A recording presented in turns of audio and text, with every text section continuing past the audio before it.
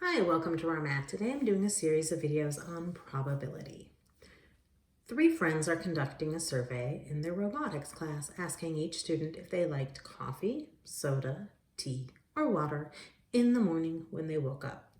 Explain why the results of their empirical probability is valid or not. So empirical probability is when you conduct a survey. Theoretical probability is like rolling a six-sided die, you have a 1 in 6 chance of each number showing up. Or flipping a coin, you have a 50-50 chance of getting heads or tail. It's a theory. It will theoretically happen. Empirical probability is when you go out and actually test things out. Get your hands dirty with the results. Okay, so the thing about going out and getting results in the real world, when you have a sample space like coffee, soda, tea, or water, and you test it out, your probability has to have fit a few conditions. The first is it all has to add up to 1. You have to have everything end up as 100%. So if I take this and I take 0.63 plus 0.21 plus 0.3 plus 0, and I add this all up, I get 1.14. That's greater than 1, which means it's not valid.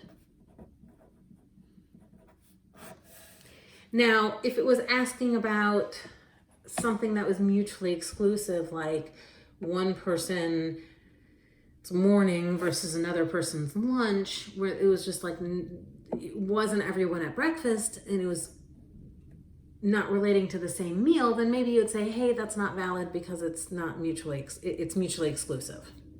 But that's not this problem. Okay.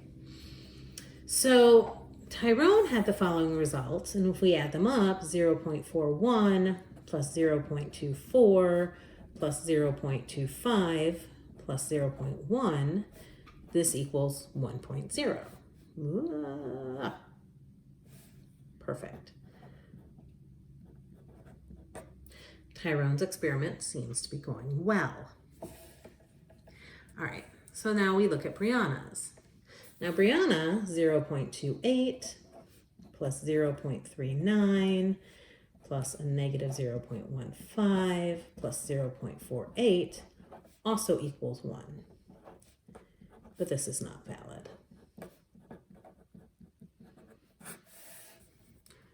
But rawr math lady, you just said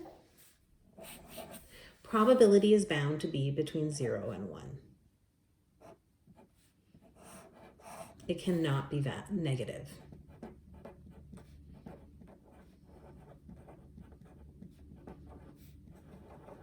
It's just that's the biggest rule. You cannot have a negative probability. It just doesn't make sense. We're talking about just things in the real world. And so as soon as we got a negative probability, we didn't actually even have to add things up.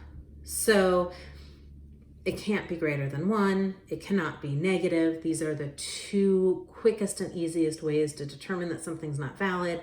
The third thing to check for is if we're talking about apples and oranges. If things are mutually exclusive and you're talking about things that don't work together.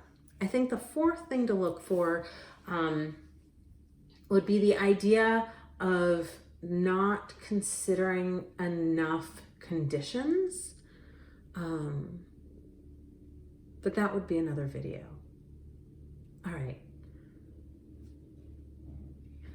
Please subscribe to my YouTube channel, like my Facebook page, and I'll see you on the next video.